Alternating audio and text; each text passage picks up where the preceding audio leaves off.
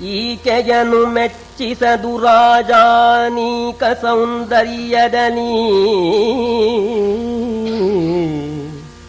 ಈಕೆಯನ್ನು ಮೆಚ್ಚಿಸದು ರಾಜಾನೀಕ ಸೌಂದರ್ಯದಲ್ಲಿ, ಚಾಪಂ ವ್ಯಾಕರಣ ಪಾಂಡಿತ್ಯವೆಂಬಡೆ ಕಾಣೆ ನಾನೀಗ. ಈಕೆಗಿನ್ನಾರೊಡೆಯರೋ,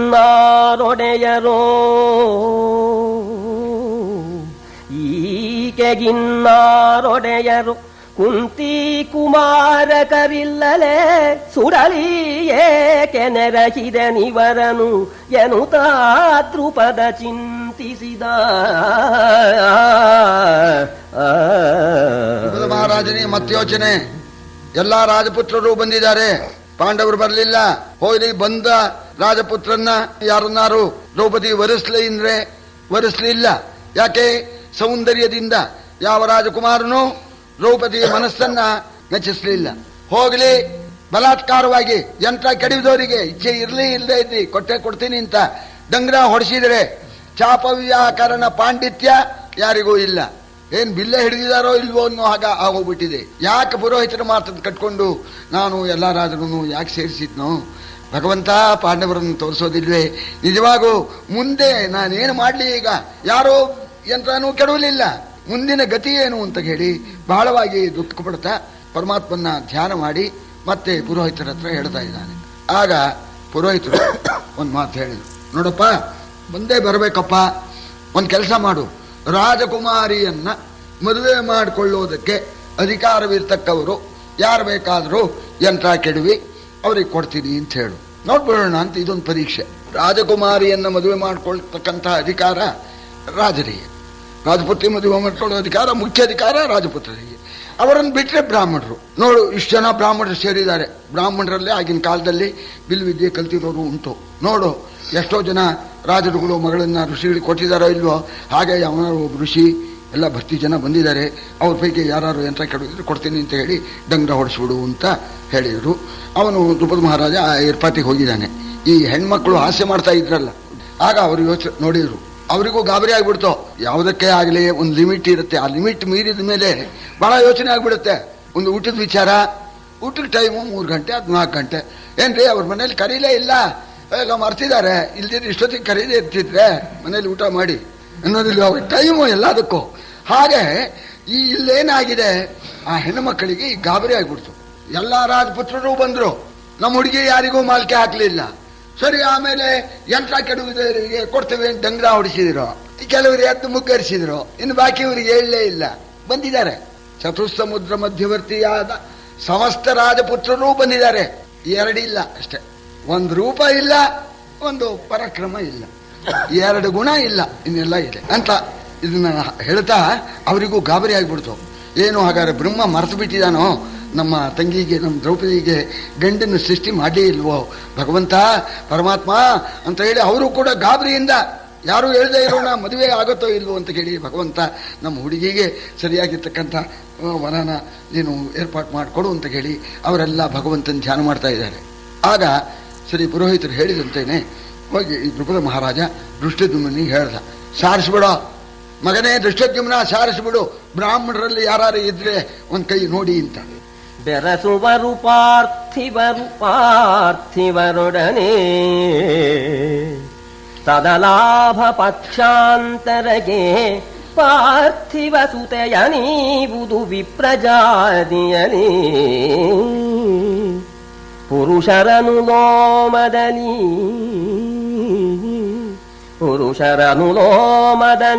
ಕನ್ಯಾವರನಬಹುದು ವಿಲೋಮದನಿ ವಿಸ್ತರಿಸಲೇಕಿದ ನೀವು ಬಲ್ಲಿರಿ ಶಾಸ್ತ್ರ ನಿರ್ಣಯವ. ಡಂಗ್ರ ಹೊಡೆಸಿದ ದೃಷ್ಟದ್ಯುಮ್ನ. ಏನಂತ ಹೊಡೆದ್ರು? ಇಲ್ಲಿ ಸೇರಿರ್ತಕ್ಕಂಥ ಬ್ರಾಹ್ಮಣರಲ್ಲಿ ಯಾರಿಗಾರು ಪರಾಕ್ರಮ ಇದ್ರೆ, ಶೌರ್ಯ ಇದ್ರೆ, ಬಾಹುಬಲ ಇದ್ರೆ ಧಾರಾಳವಾಗಿ ಎದ್ದು ಬಿಲ್ಲಿನಲ್ಲಿ ಬಾಣ ಹೂಡಿ ಯಂತ್ರವನ್ನ ಕೆಡವಿ ದ್ರೌಪದಿಯನ್ನ ವಿವಾಹವಾಗಬಹುದು, ಪರಾಕ್ರಮವುಳ್ಳವರು ಹೇಳಿ ಅಂತ ಡಂಗ್ರ ಹೊಡೆದ್ರು. ಡಂಗ್ರ ಹೊಡೆಯೋಣ ಸ್ವಾಮಿ, ಏನಿದು ಹಿಂಗ್ ಹೊಡಿತಾ ಇದಾರಲ್ಲ ಏನ್ರಪ್ಪ ನೋಡ ನಮ್ಮ ಯುವರಾಜರು ಹೊಡೆಯಿಂದ್ರು ಆ ರೀತಿ ಹೊಡಿದೇವನ್ನೋಣ, ನಿಮ್ ಯುವರಾಜನ್ ಕರೀರಿ. ಯುವರಾಜ ಬಂದ. ಏನಪ್ಪಾ ಏನು ಹಿಂಗ್ ಹೊಡಿತಾ ಇದಾರಲ್ಲ, ಇದೇನು ಸುಮ್ಮನೆ ಹೊಡೆಯೋದೋ, ಇವಾಗೂ ಮದುವೆ ಮಾಡಿ ಕೊಡ್ತೀರೋ ಅಂತ ಕೇಳಿದ್ರು. ಸರಿ, ಆವಾಗ ಅವನಂದ, ಸ್ವಾಮಿ ತಮಾಷೆ ಏನಿಲ್ಲ, ನಿಜವಾಗಿಯೂ ಕೊಡ್ತೇವೆ.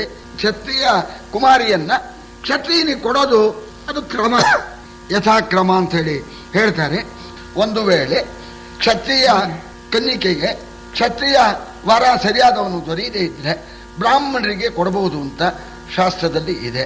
ಆ ವಿಷಯನ ನಾನು ನಿಮ್ಮ ಮುಂದೆ ಮಾತಾಡ್ಲೆ, ನೀವು ಶಾಸ್ತ್ರಿಗಳು, ಅದು ಘಟಾನುಘಟಿಗಳು, ನಿಮ್ಮ ಹತ್ರ ಶಾಸ್ತ್ರ ವಿಚಾರನ ಹೇಳ್ಬೇಕಾಗಿಲ್ಲ, ತಮಗೆ ಗೊತ್ತೇ ಇದೆ ಅಂತ. ಅದರಿಂದ ಅದು ಹೊಡೆಸ್ಲಿಲ್ಲ ನಾನು. ಯಾರು ಬೇಕಾದ್ರೂ ಹೇಳ್ಬೋದು ಬಾಹುಪರಾಕ್ರಮ ಇರತಕ್ಕ ಬ್ರಾಹ್ಮಣರು ಅಂತ ಯಾಕೆ ಹೇಳಿದ್ವಿ ಅಂದ್ರೆ, ಶಾಸ್ತ್ರಾರ್ಥ ನಿರ್ಣಯ ನಿಮ್ಗೆ ಗೊತ್ತೇ ಇದೆಯಲ್ಲ ಅನ್ನೋದು ಕೇಳಿದ್ವಿ ಅಂತ ನೋಡ. ಆಗ ಒಬ್ರು ದೊಡ್ಡವರು ಅವರಂದ್ರು, ಆ ಯುವರಾಜ, ನಮ್ಮವರಿಗೆ ಹೀಗೇನೆ ನಮ್ಮ ಬ್ರಾಹ್ಮಣರ ಪದ್ಧತಿ. ಸರಿ, ನಾನೆಲ್ಲ ವಿಚಾರಿಸಿ ನಮ್ಮ ಪೈಕಿ ಯಾರು ಇದ್ರೆ ಕಳಿಸ್ಬಿಡ್ತೀನಿ ಅಂತ ಅನ್ನೋಣ. ಹಾಗೆ ಮಾಡಿ ಸ್ವಾಮಿಯಿಂದ. ಆಗ ಅಲ್ಲಲ್ಲಲ್ಲಲ್ಲಿ ಗುಂಪುಗಾಗಿ ಕೂತಿದಾರಲ್ಲ. ಸರಿ, ಯಾವಾಗ ಸ್ವಾಮಿ ಕೇಳಿದಿರಾ ಏನು ಒಂದ್ ಕೈ ನೋಡ್ತೀರೋ ಅನ್ನೋಣ. ಆ ಗುಂಪಿನವರು ಹೇಳಿದ್ರು, ಎಂದು ಸಾರಿದ ದನಿಯಣಾದ್ವಿಜ ವೃಂದವಾಲಿಸಿ ನಮಗಿದೆ ಕರವಿಂದವದನಯ ತೊಡಕು ತೆಗೆನಾವಾರುಧನುವಾರೋ ಬಂದ ದಕ್ಷಿಣೆ ಮೃಷ್ಟ ಭೋಜನದಿಂದ ತುಷ್ಟರು ನಾವು ಬಂದ ದಕ್ಷಿಣ ಮೃಷ್ಟ ಭೋಜನದಿಂದ ತುಷ್ಟರು ನಾವು ನಮಗಿದರಿಂದ ಬಹ ದುಷ್ಕೀರ್ತಿ ಬರಲಿ ಎಂದುದು ಬುಧಂರಾತ. ಕೆಲವರು ಅಂದ್ಬಿಟ್ರು ಅರವಿಂದ ವದನೆಯ ತೊಡಕು ಅಂದ್ಬಿಟ್ರು. ಭಾರ್ಯ ರೂಪವತಿ ಶತ್ರುಹೋ ಬೇಡ, ಇಷ್ಟು ಸುಂದರಿನಾ ನಾನು ಮದುವೆ ಮಾಡ್ಕೊಳ್ಳೋಲ್ಲ ಅಂತ ಕೆಲವರು. ಇನ್ ಕೆಲವರು ಅಂದ್ರು, ನಾನು ಈಗ ಬಂದಿರೋದು ನಮ್ಮಪ್ಪ ಅಲ್ಲಿ ರಾಜರ ಮನೆಯಲ್ಲಿ ಮದುವೆ ಆಗತ್ತೆ, ಮಗು ಮೃಷ್ಟಾನ್ನ ಊಟ ಮಾಡಿಕೊಂಡು ದಕ್ಷಿಣೆ ತಗೊಂಡು ಬಾ ಅಂತ ಹೇಳಿದ್ದಾರೆ, ಈಗ ಅದಕ್ಕೆ ಬಂದಿದ್ದೀನಿ, ಇನ್ನೊಂದು ಕೆಲಸಕ್ಕೆ ಈಗ ಹೋಗೋಲ್ಲ. ಇನ್ನೊಂದ್ಸಲ ಬಂದಾಗ ಅದು ಆ ವಿಚಾರ ಬೇರೆ, ಅವಾಗ ನೋಡ್ತೀನಿ. ಇನ್ನೊಬ್ಬನಂದ, ಹೇಳೋದಿಲ್ಲ ನಾನು, ಇದು ನಮಗೆ ಅಪಕೀರ್ತಿಕರ, ರಾಜರ ಹತ್ರ ಆಗದೇ ಇದ್ದದ್ದನ್ನ ನಾನು ಹೋಗಿ ಮಾಡಿದೆ ಅಂತಂದ್ರೆ ಪಾಪ ಅವರಿಗೆಲ್ಲ ಮುಖ ಚಿಕ್ಕದಾಗತ್ತೆ, ಇದು ಅಪಕೀರ್ತಿಕರ ಅಂತ. ಇದು ಹೀಗೆ ಕೆಲವರು ಹೇಳಿದ್ರು. ಇನ್ ಕೆಲವರ ಹತ್ರ ಕೇಳಿದ್ರು ವೃದ್ಧರು. ಅವರಂದ್ರು, ಸ್ವಾಮಿ ಬುಡಾನೇ ಸರಿ ಇಲ್ಲ ಅಂದ್ರು ಅವರು. ಇದು ಸುಮ್ಮನೆ ಹೇಳೋ ಮಾತು, ನಿಜವಾಗೂ ಬ್ರಾಹ್ಮಣರಿಗೆ ಕೊಡಬಹುದು ಅಂತ ಶಾಸ್ತ್ರ ಇದೆ ಅಂತ ಅದು ಅವರು ಒಪ್ತಾರೆ, ನಾವು ಒಪ್ತಾರೆ. ಹಂಗೆ ಕೊಡಬೇಕು ಅಂತಿದ್ರೆ ಬ್ರಾಹ್ಮಣರಿಗೆ ತಕ್ಕಾದ ಪರೀಕ್ಷೆ ಏರ್ಪಾಟ್ ಮಾಡ್ಬೇಕಾ? ಈ ಪರೀಕ್ಷೆಯಲ್ಲಿ ಅವರವರ ಅಂತಸ್ತು ಯೋಗ್ಯತೆ, BSc ಇಂಟರ್ಮೀಡಿಯೇಟು ಅದು ಇದು ಅಂತ ಇರುತ್ತಲ್ಲ, ಆಯಾ ಅಂತಸ್ತಿಗೆ ತಕ್ಕ ಕ್ವಶನ್ ಪೇಪರ್ ಕೊಡ್ತಾರ.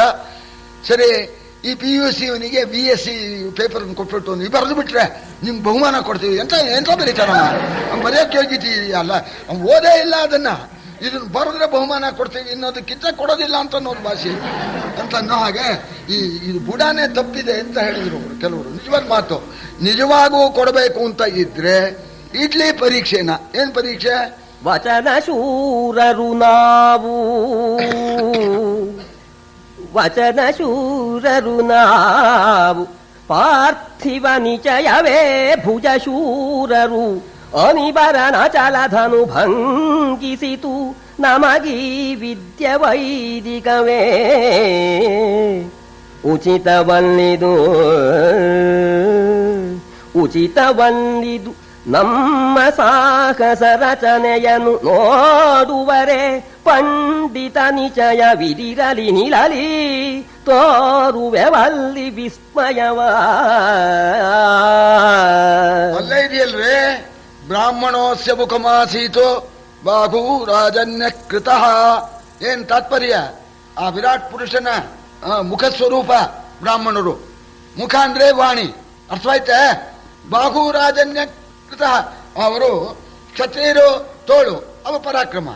ಕ್ಷತ್ರಿಯರನ್ನ ಪರೀಕ್ಷೆ ಮಾಡಬೇಕಾದ್ರೆ ಪರಾಕ್ರಮದಿಂದ ಪರೀಕ್ಷೆ ಮಾಡಬೇಕು. ಬ್ರಾಹ್ಮಣರನ್ನ ಪರೀಕ್ಷೆ ಮಾಡಬೇಕಾದ್ರೆ ವಚನ ಶೂರರು ನಾವು, ವಾಕಿನ ಪರೀಕ್ಷೆ ನಡೀಬೇಕು. ಆ ಪರೀಕ್ಷೆನ ಏರ್ಪಾಟ್ ಮಾಡ್ಲಿ, ಸಿದ್ಧರಾಗಿದ್ದೇವೆ. ಅದನ್ನ ಬಿಟ್ಟು ಗುಡ್ಡದಾಗಿರ್ತಕ್ಕಂಥ ಬಿಲ್ಲು ಅಚಲಧನು ಎತ್ತಕ್ಕೆ ಆಗಲ್ಲ, ಅದನ್ನ ಎತ್ತು ಇದೆಲ್ಲ ಬೇಡ. ನಿಜವಾಗೂ ನಮ್ಮ ಯೋಗ್ಯತೆಯನ್ನ ಪರೀಕ್ಷೆ ಮಾಡಬೇಕು ಅಂತಿದ್ರೆ ಕರೆಸ್ಲಿ ಪಂಡಿತರನ್ನ, ನೋಡಿ ಆಗ ಹೊಡ್ತಾನ ಅಂತ. ಆಗಿನ ಕಾಲದಲ್ಲೂ ಇದ್ರು, ಈಗಲೂ ಇದ್ದಾರೆ. ಸರಿ, ಆಗ ಆಗೋಗ್ಬಿಟ್ರು. ಈ ಬ್ರಾಹ್ಮಣ ಸ್ವಭಾವ ಹೀಗೆ. ಅಲ್ಲಿ ಬಂದಿರೋದೇನು ಅಂತಿಲ್ಲ ಇಲ್ಲ, ಅದರಿಂದ ಮುಂದೆ ಹೋಗ್ಬಿಟ್ರಿ ಇವರು. ಅಲ್ಲ, ಯಾರಿಗೆ ಯೋಗ್ಯತೆ ಇದೆಯೋ ಅವರು ಯಂತ್ರ ಕೆಡವಲಿ, ಹುಡುಗಿ ಮದುವೆ ಮಾಡ್ಕೊಳ್ಳಿ ಅಂದ್ರೆ ಯೋಗ್ಯತೆ ಇದ್ರೆ ಹೇಳ್ಬೇಕು, ಇಲ್ಲದ್ರೆ ಇಲ್ಲ ಅಂತ ಅನ್ಬೇಕು. ಇದು ಇವರು ಇಟ್ಟಿದ್ದೇ ತಪ್ಪು, ಹೀಗಿಡ್ಬೇಕಾಗಿತ್ತು ಅಂತ ಹಾಗಿಟ್ಟಿದ್ದಾರೆ ಅಂತ ಆಗಲೇ ಇಟ್ಕೊಂಡೇ ಬಿಟ್ರು ಇವರೇ. ಅವ ಇಟ್ಟಿಲ್ಲ, ಇವ್ರು ಪರೀಕ್ಷೆ ಇಟ್ಬಿಟ್ರು. ವಾಕ್ ಪರೀಕ್ಷೆ. ಏನು, ನೀವು ಯಾವ್ದ್ರಲ್ಲಿ ಪರೀಕ್ಷೆ ಕೊಡ್ತೀರಿ? ನಾನು ಎದ್ದ ಒಬ್ಬನು ಹೇಳ್ತಾನೆ, ಸಾಂಗವೇದ ಪದಕ್ರಮದ ಸರ್ವಾಂಗ ವಿಷಯದಲ್ಲಿ ಅಖಿಲ ಪೌರಾಣಗಳಲ್ಲಿ ಮೀಮಾಂಸೆಯೊಳ್ ಸ್ಮೃತಿ ತರ್ಕಶಾಸ್ತ್ರದಲ್ಲಿ ಭಂಗಿಸುವೆ ದ್ರೌಪದಿಯನು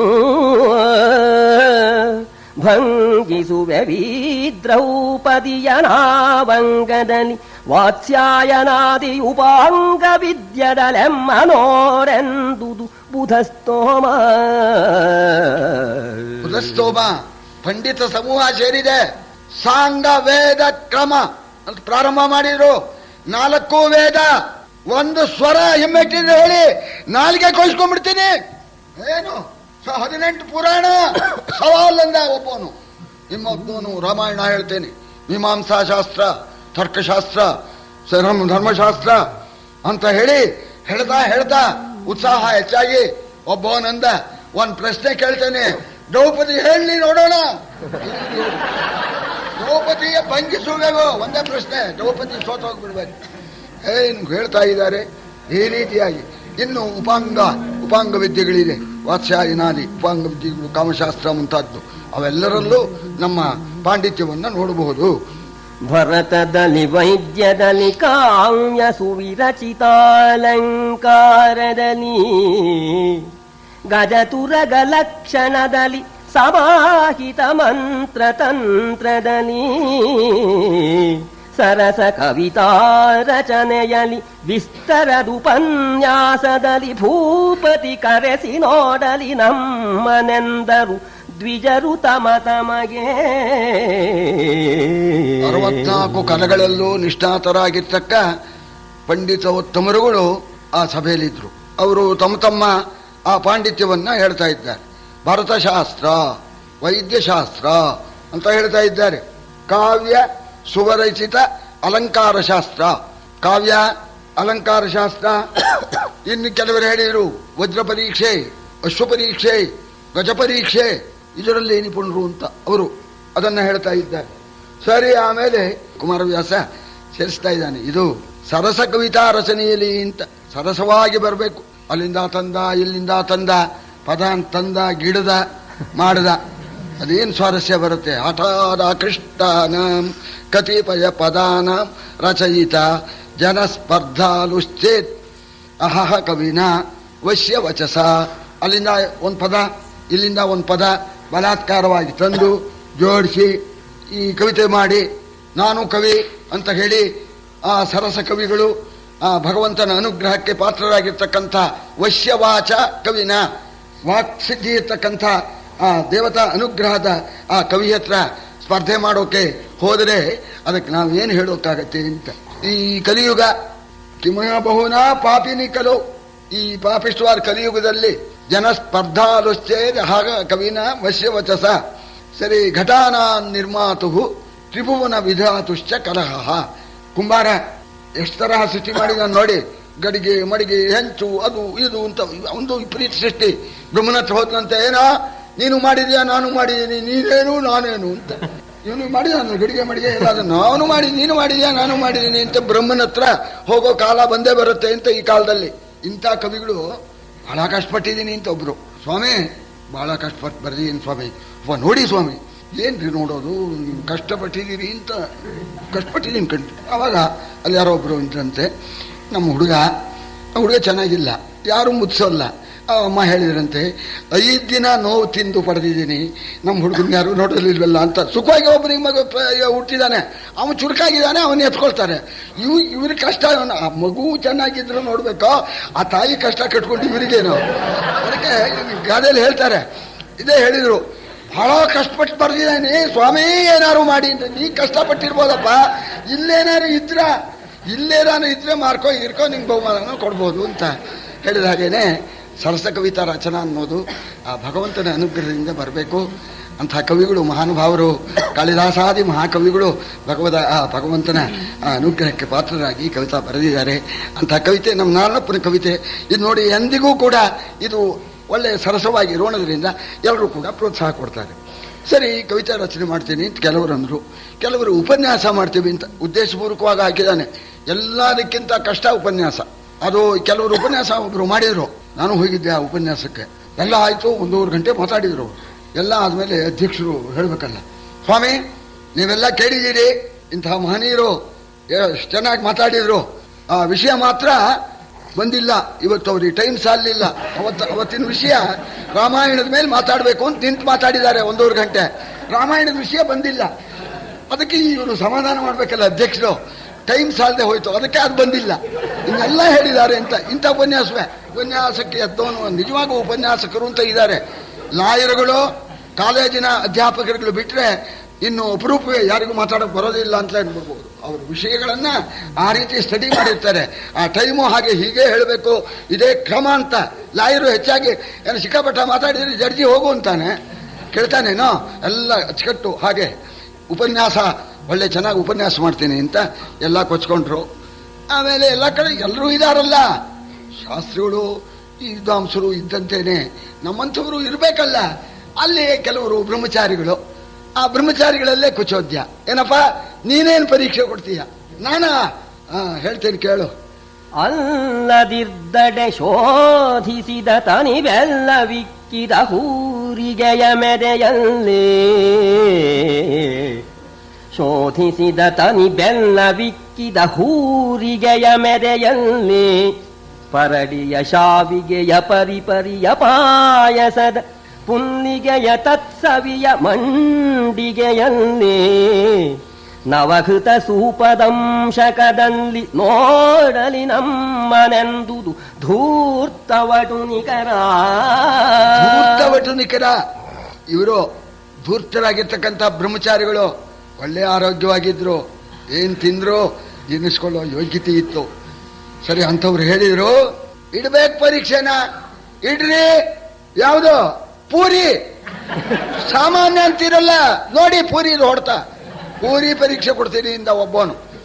ಅಲ್ಲದಿದ್ದರೆ ಶೋಧಿಸಿದ ತನಿವೆಲ್ಲ ವಿಕ್ಕಿದ ಹೂರಿಗೆಯ ಮೆದೆಯಲ್ಲಿ ಪರಡಿಯ ಶಾವಿಗೆಯ ಪರಿಪರೆಯ ಪಾಯಸದ.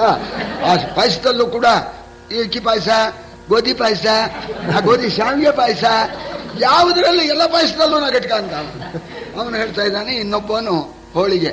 ನಿಜವಾಗೂ ಹೋಳಿಗೆ ಅಂತ ಸುಮ್ಮನೆ ಅಲ್ರಿ, ಹೋಳಿಗೆ ಪರೀಕ್ಷೆ ಅಂದ್ರೆ ಸುಮ್ಮನೆ ಆಗತ್ತೇನೋ. ಅದು ಅದನ್ನೇ ಹೇಳ್ತಾರೆ ಅವನು ಕವಿ. ಅದನ್ನು ಕಾವ್ಯದಲ್ಲಿ ಎಲ್ಲ ಬರುತ್ತೆ ನೋಡಿ. ತನಿಬೆಲ್ಲವಿಕ್ಕಿದ ಹುಲ್ಲಿಗೆಯ, ಅದಕ್ಕೆ ಆ ಕಣಕಕ್ಕೆ ಎಷ್ಟು ಬೆಲ್ಲ ಬಿದ್ದಿರ್ಬೇಕೋ ಅಷ್ಟು ಬೆಲ್ಲ ಬಿದ್ದಿರ್ಬೇಕು, ಅಂಥ ಹೋಳಿಗೆ ಆಗಬೇಕು, ಸದ್ಯ ಘೃತ ಆಗಬೇಕು, ನಿನ್ನೆ ಇದ್ದಂತೇನೆ. ಹಾಗಿದ್ರೆ ಅದು ಹೋಳಿಗೆ ಮಜಾ. ಅದನ್ನೇ ವರ್ಣಿಸ್ತಾನೆ. ಅದಕ್ಕೆ ತಕ್ಕಾಗಿ ತುಪ್ಪ, ಅದಕ್ಕೆ ತಕ್ಕಾಗಿ ಸಿಹಿ ಇರಬೇಕು. ಏನು ಒಬ್ಬಟ್ಟು ಉಂಟು ಮಾಡ್ತಾರೆ, ಗೊದ್ದಾನೆ ಹತ್ತಲ್ಲ, ಅದೆಂತದ ಹಾಗೆ ಮಾಡಬಾರ್ದು. ಅದಕ್ಕೆ ಅದನ್ನು ಕೂಡ ಅವನು ಸ್ಪಷ್ಟವಾಗಿ ತನಿಬೆಲ್ಲ ವಿಕ್ಕಿದ ಅಂತ ಹೇಳ್ತಾ ವರ್ಣನೆ ಮಾಡ್ತಾ ಇದ್ದಾನೆ. ಹೀಗೆ ಅವರವರ ಯೋಗ್ಯತೆ. ಅಗಸ್ತ್ಯ ಸಾಮ್ಯಾಶ್ಚ ಘೃತಾಬ್ಧಿ ಶೋಷಣೆ. ಸ್ವಾಮಿ ನಿಮ್ದೇನು ಅನ್ನೋಣ? ಅವರು ಒಬ್ರು ಅಂದ್ಬಿಟ್ರು, ನಮ್ದ ನಾವು ಭಟ್ರು ನೋಡ್ಕೊಳ್ಳಿ, ನಾವು ಭಟ್ರು ಅಂದ್ಬಿಟ್ರು. ಅವರು ಭಟ್ರು ನೋಡ್ಕೊಳ್ಳಿ ಅಂತ. ಏನ್ ಸ್ವಾಮಿ ಅರ್ಥ ಆಗ್ಲಿಲ್ಲ ಅನ್ನೋ? ಭಟ್ರು ಅಂತ ಅರ್ಥ ಆಗ್ಲಿಲ್ವೇ? ಅಗಸ್ತ್ಯ ಸಾಮ್ಯಾಶ್ಚ ಘೃತಾಬ್ಧಿ ಶೋಷಣೆ.